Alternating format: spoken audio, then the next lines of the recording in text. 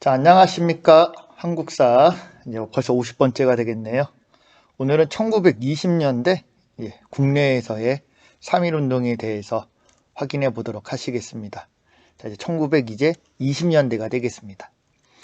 1920년대는 3.1운동 이후에 좀 국내에서 이전의 10년대하고는 조금 다른 움직임이 일어나게 됩니다. 우리 민족의 역량이 강화된 것도 있고, 또 일본의 통치가 조금은 느슨한 문화 통치로 바뀌었다라는 것도 좀 하나의 원인이 되겠고요. 자, 이러한 배경에서 60만세 운동이라든지, 그리고 광주 학생 항일 운동, 다음에 이제 실력 양성 운동, 또 이제 노동자나 농민들의 다양한 운동 등 여러 가지 민족 운동이 활발하게 일어나게 되는데, 이러한 민족 운동의 각각의 민족 운동에 대해서는 다음 주에 한번 배워보시면 되겠고, 오늘은 이러한 민족운동을 가능하게 하였던 바로 이 민족주의와 그리고 사회주의, 이 민족주의와 사회주의의 생각의 차이에 대해서 한번 배워보도록 하겠습니다.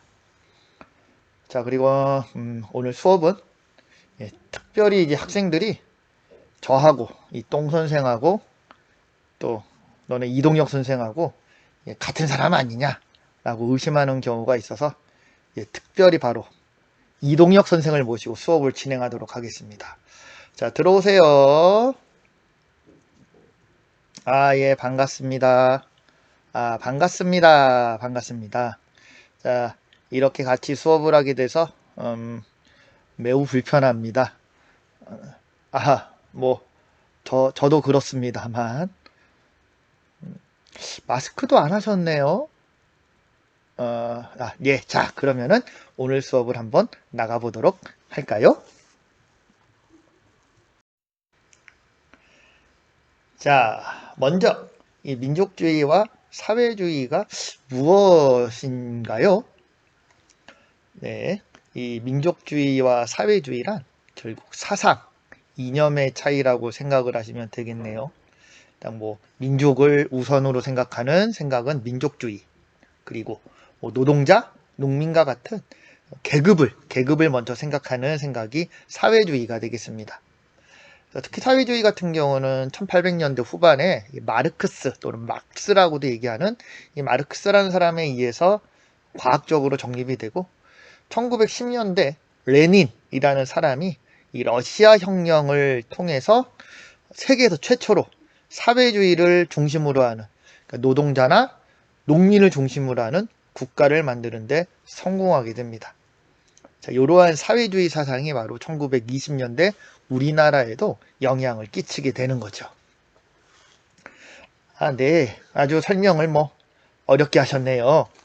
자, 일단 제가 먼저 이 민족주의에 대해서 설명을 해보도록 하겠습니다. 한마디로 민족주의라는 것은 민족을 위한 움직임이라고 생각을 하시면 되겠는데, 특히 우리나라 같은 경우는 일본에게 나라를 빼앗긴 상황이다 보니까 이렇게 민족의 독립을 목표로 활동하는 사람들을 민족주의라고 부를 수 있겠죠. 지식인들 또는 지주, 그리고 자본가, 이런 사람들 같은 경우가 민족주의를 바탕으로 민족운동을 이끌어 나갔던 주체가 되겠고, 특히 10년대까지만 하더라도 이 민족주의 같은 경우가 가장 대표적으로 우리나라의 민족운동을 이끌어가게 됩니다. 그리고 20년대로 넘어가게 되면은 이 민족의 실력을 보다 키우기 위한 실력 양성 운동을 민족주의가 주도해서 벌이게 되고, 또 농민들 같은 경우도 민족의식을 깨우쳐야지 독립의 기여가 되겠죠. 그래서 바로 농촌의 계몽운동을 적극적으로 표방하여 우리 민족의 실력을 키우는 대표적인 움직임을 보이게 되는 겁니다. 네. 반면에 이 사회주의 같은 경우는 약간 다르다라고 생각을 하시면 됩니다. 이 민족보다도 노동자와 그리고 농민과 노동자가 중심이 되어야 된다라는 생각을 가지고, 바로 제국주의 일본으로부터의 약탈, 민족의 독립이 되겠죠. 제국주의 일본으로부터의 약탈을 벗어나고, 여기에 플러스해서 바로 지주와 자본가 계급, 그러니까 노동자와 농민을 착취하는 지주와 자본가도 타도해야 된다라는 목표를 가지고 활동하게 되는 겁니다. 자, 이러한 생각을 가진 지식인들이 바로 농민과 노동자와 더불어 일본 타도하고, 그리고 같은 민족이라 하더라도 지주와 자본가를 타도하기 위한 여러 가지 20년대 각종 운동을 벌이게 되는 겁니다. 그래서 사회적 대중운동, 특히 노동자와 농민들의 소작쟁이와 그리고 노동쟁이를, 노동자가 노동쟁이, 농민이 소작쟁이가 되겠죠. 쟁이라는 거는 투쟁입니다. 투쟁. 자, 이런 것들을 이끌어가게 되는 겁니다. 그렇다면 이 민족주의와 사회주의는 섞이기가 힘들겠는데요? 그렇죠. 이 민족주의 운동을 이끌어가는 자본가, 그리고 지주, 이 자본가와 지주계층이 사회주의 입장에서는 타도의 대상이 돼버리다 보니까 이 두 세력, 민족주의와 사회주의 계열은 서로 힘을 모으는 게 아니라 공격하는 상황이 벌어지게 되는 거죠. 결국 이 두 세력의 분열이 일본의 입장에서는 매우 바람직한 일이 되었겠네요. 네. 거기다가 민족 안에서도 뒤로 가게 되면 소위 자치론자들, 바로 이렇게 일본과의 타협을 주장하는 민족주의자들이 이 자치론자라는 이름으로 나타나게 되면서 더욱더 혼란해지는 겁니다. 맞습니다. 이 자치론자들 같은 경우가 이 민족을 위해서 일본과 타협을 하고 우리 민족이 가지지 못했던 정치적인 힘을 키운다라고 주장을 하기에 나서게 되는데, 이 타협적인 민족주의들 같은 경우가 바로 이제 친일파의 초기 모습이 될 수밖에 없게 되겠죠. 왜냐하면 민족을 위한다라는 생각으로 활동을 하는데, 이게 독립을 포기하고 일본과의 타협을 통한 일본의 통치에 협력하면서 그들로부터 자치권을 얻어내는 모순이 벌어지게 되는 거니까요. 야, 이거 문제네요. 하지만 걱정할 것 없습니다. 이 민족주의와 사회주의가 비록 생각의 차이는 있어도 그들이 바라보는 목표 중에 공통점이 있지 않습니까? 바로 민족의 독립, 즉 반일, 일본을 몰아내야 된다는 것은 공동의 목표가 되겠죠. 맞습니다. 네.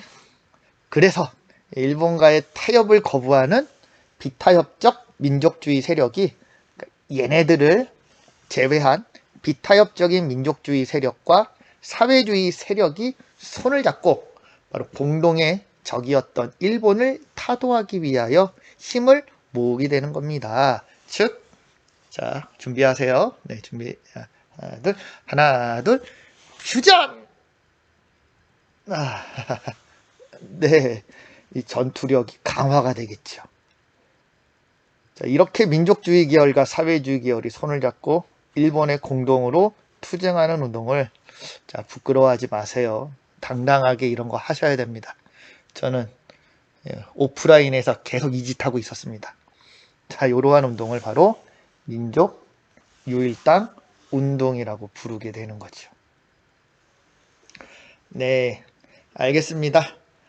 이렇게 민족주의, 사회주의에 대해서 오늘 특별히 이동혁 선생과 함께 이야기를 나눠보았는데, 학생들을 위하여 다시 한번 제가 정리를 해드리겠고요.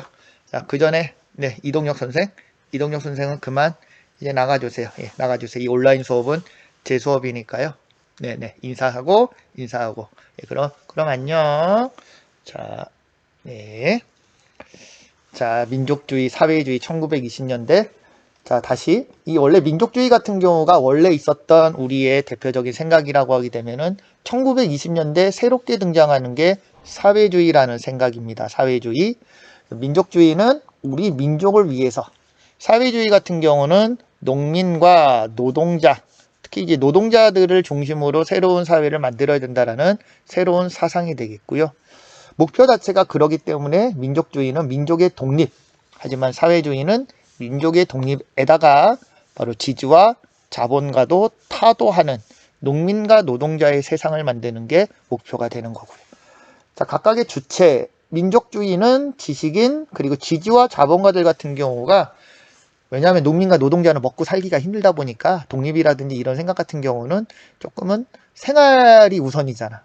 그래서 이 지주라든지 뜻있는 지주라든지 또는 자본가들 같은 경우가 1910년대 민족운동을 조금 더 이끌어가고 있습니다. 또 여기에 우리가 잘 알고 있는 종교적인 종교적 지도자들 있죠. 이분들 같은 경우도 민족주의의 한 부분이라고 생각하시면 되겠고, 사회주의 같은 경우는 요 사회주의 생각을 가지고 있던 지식인들이 바로 농민과 노동자를 중심으로 본격적인 활동을 하게 되는 거고요. 자, 민족주의 계열이 추진했던 20년대 대표적인 운동은 실력 양성 운동, 국내에서입니다. 국내에서. 그리고 농촌의 계몽 운동. 반대로 사회주의 계열이 20년대 국내에서 주로 했던 운동은 대중적인 학생 운동, 노동자 운동, 농민 운동. 또 노동자 운동으로는 노동쟁이라는 게 있고, 지금 이제 파업한다든지 이런 것들, 농민들 운동이므로는 소작쟁이가 있고요. 자, 하지만 각각의 문제점, 민족주의 운동의 가장 큰 문제점은 요거 타협적인 세력이 등장하게 되었다. 타협적 자치론자들. 저번에 우리가 아마 수업 시간에 이광수라든지 이런 친구들 배웠을 거야. 특히 일본이 20년대 민족 분열 정책을 하면서 잘해주는 척 하다 보니까 고러한 일본의 통치에 협조하는 애들이 나타나게 되었잖니. 걔네들을 타협 세력이라고 불러. 민족주의자 또는 자치주의자라고 불러. 자치. 그러니까 일본으로부터 자치권, 우리도 정치에 참여할 기회를 보장받자라는 거지만 결국은 일본의 통치를 인정할 수밖에 없게 되겠지. 따라서 얘네들이 나중에 친일파로 가는 경우가 많아. 민족을 위한다라고 했지만은 결국 아쉽게도 친일파로 바뀌는 경우가 많이 나타나게 되고요.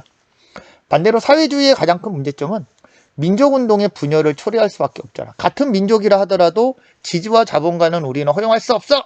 지주하고 자본가 너희들하고는 함께하지 않을 거야 라고 하다 보니 민족운동 자체를 분열시키는 좀 효과를 영향을 가져올 수밖에 없게 되고요. 이러한 문제점 때문에 이 민족주의 계열과 사회주의 계열이 우선적인 공동의 목표, 민족의 독립을 위하여 1920년대 중후반에 손을 잡게 됩니다.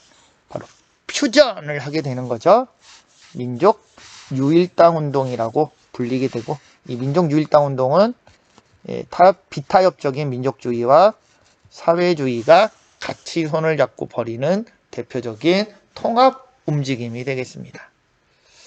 자, 이러한 내용에 대해서 오늘 말씀을 드렸고요.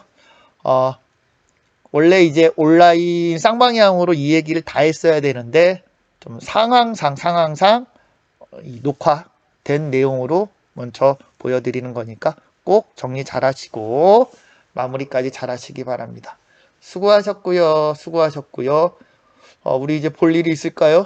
계속 너희들 학교를 나가다고 하네요. 예, 기쁜 일이지만은 선생님은 너무 슬픕니다. 이제 너희들하고 볼 일이 없겠네. 그래도 언젠가 다시 온라인 수업을 혹시라도 하게 될 일이 있으면은 그때 반가운 마음으로 보도록 하십시다. 고생하셨고요. 정말 고생하셨고요. 정말 고생하셨습니다. 안녕, 똥선생이었습니다.